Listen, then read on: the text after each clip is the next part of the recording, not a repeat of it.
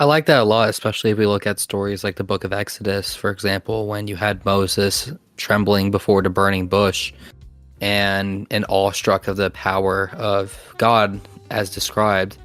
And that I remember there was a lecture I've done. If I could find it, I'll link it. But Kierkegaard was specifically discussing his works on that too, and like the nature of God between man. But a question I wanted to ask you, Pseudo, is Kierkegaard is undeniably influential.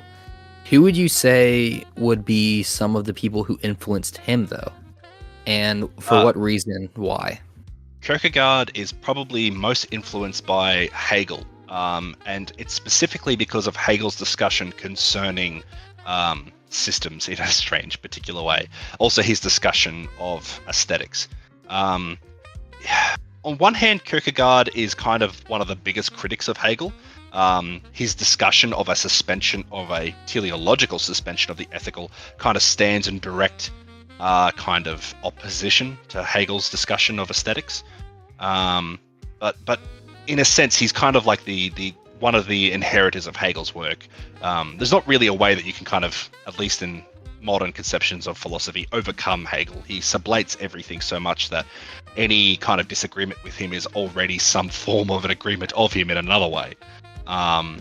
But if I was to say who he kind of best represents, it would either be Hegel or, strangely enough, Schleiermacher. Schleiermacher is a German philosopher who wrote extensively about theology and theology specifically in the wake of the Enlightenment, how we could kind of come to know God if we kind of take the presupposition that reason is incapable of knowing God.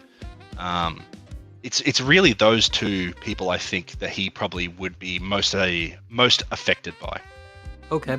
And my follow-up would be, well, I know a little bit of this because one of my old-time favorite philosophers, Gabriel Marcel, was heavily influenced by Kierkegaard. But who else would you say along that catalog was also influenced by him? Quite easily, the main big three people I would say who are influenced by Kierkegaard are Martin Heidegger, Jean-Paul Sartre, and Albert Camus. Kierkegaard has a particular conception which is central to his work, which is the idea of angst or anxiety. And Kierkegaard says that this mood that we have is really indicative of human existence, because anxiety isn't just fear, because fear has an aboutness about something. Fear is about a particular outcome. Anxiety occurs when we don't know what the outcome is. It's an uncertainty of some particular end. And there's a few things that can be drawn from this, actually. So Kierkegaard speaks about how anxiety kind of gives us a real view into our nature as free beings. It is when I stand on the edge of a cliff, I get anxiety because I, at that moment, recognize that I have the capacity to jump off the cliff. I could jump off the cliff, and I would effectively kind of kill myself, but I have the freedom to do that. And this freedom of what I can do at any moment makes us, well, anxious. Heidegger takes this and runs with it and says that this is actually a transcendental proof of our free will. The fact that we can be anxious of something proves that we must be able to make a free choice concerning these things. This also discussion of, despite the fact that we can have a free choice, that these choices may still be meaningless, forms the basis for the idea of the absurd, which we find in people like Camus. And then also with Jean-Paul Sartre takes this idea of anxiety and takes it and runs with it in a similar way as Heidegger does. Okay, thank you. Hazy, would you like to ask any questions along this topic?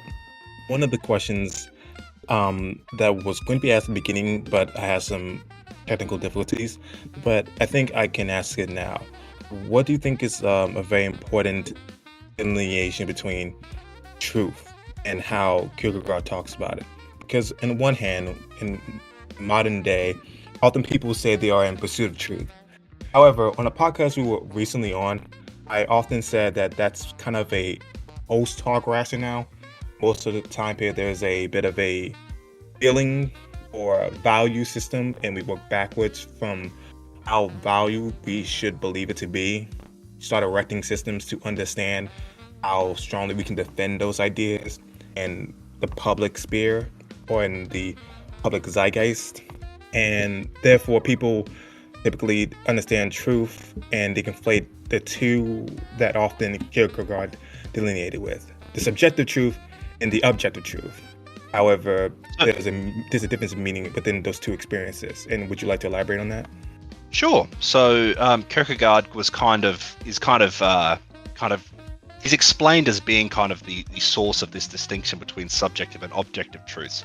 I don't think that that's necessarily like a correct way to put it. He's certainly the one who spoke about it viscerally the most.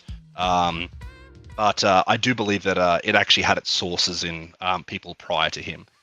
For Kierkegaard, the truth of something can relate to two things. It can either relate to kind of the appearances that you yourself perceive. In that case, something could be true in reference to your appearance of a thing, and it can be true irrespective of your appearances, which is kind of true in relation to what is being perceived, like the actual ontological thing. So in that respect, one would say that one can be true subjectively, which is something that is true for me or as it appears to me, and something can be true objectively, which is it's true irrespective of whether or not it appears to me as such. This was kind of his big kind of criticism of what came out of the Enlightenment, because a very large part of the Enlightenment was a kind of battle over the idea of is truth subjective or objective. Famously, Kant himself kind of argued that objective truth and subjective truth are kind of nested as one and the same, but that we can't have a notion of objective truth because, you know, the thing in itself, the ontological entity, he doesn't believe is cognizable.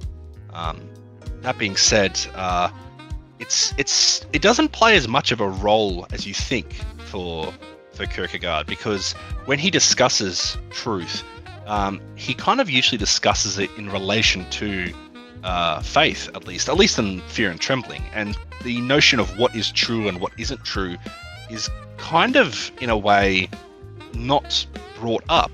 And I think that's for a good reason, because the Knight of Faith doesn't necessarily need to converse with truth. They kind of already possess it in some strange way. When one kind of encounters the infinite, or kind of has a notion of what is truly there through the infinite, they no longer kind of need to discuss what is true or what isn't true. They just have the truth, so to speak. That's something I always found interesting. And going earlier to what you're saying, a lot of his critiques for post-Enlightenment era, I would argue is pretty multifaceted, because he covered a lot of bases from, like we said, an emphasis on objectivity.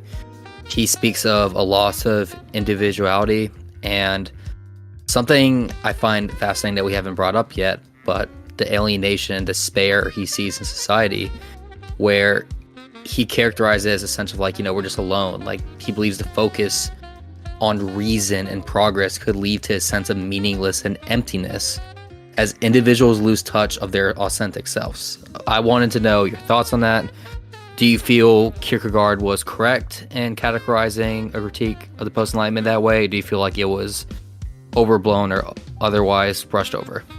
I think it's a bit of a misnomer, because I think Kierkegaard writes that the authentic way that we kind of live is in despair in a strange particular way. The way that we normal humans go about our lives is one of anxiety. We are uncertain of absolutely everything, and unless you are kind of like a knight of faith, like Kierkegaard hopes that we all become, there's no real way to live any other way. We kind of are doomed to anxiety.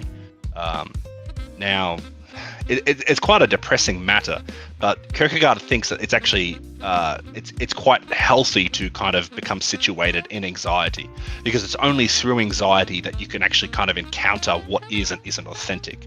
When you kind of recognize your own freedom and recognize that you are in control of your life, and that you yourself kind of have to pick who you are and what to believe, I guess that's kind of the quintessential idea of a leap of faith, is that it's kind of you jumping, so to speak, which I think, as far as I'm aware, differs a bit different from the traditional conception of soteriology or Christianity. Well, let's dive a little bit deeper.